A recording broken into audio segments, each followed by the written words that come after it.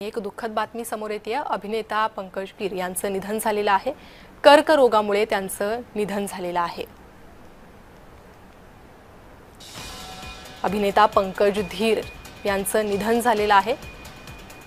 ते कर्करोगाशी झुंज देत होते आणि ती झुंज यशस्वी ठरलेली आहे।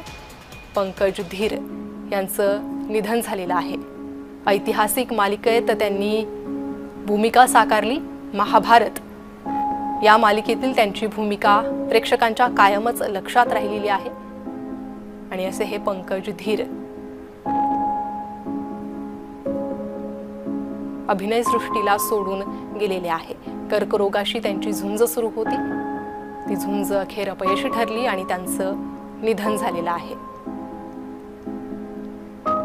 महाभारत या ऐतिहासिक मालिकेत त्यांनी भूमिका साकारलेली होती। त्यामुळे ते प्रेक्षकांच्या मनात घर करून होते। त्यासोबतच त्यांच्या अनेक भूमिका या प्रेक्षकांच्या मनात उतरल्या।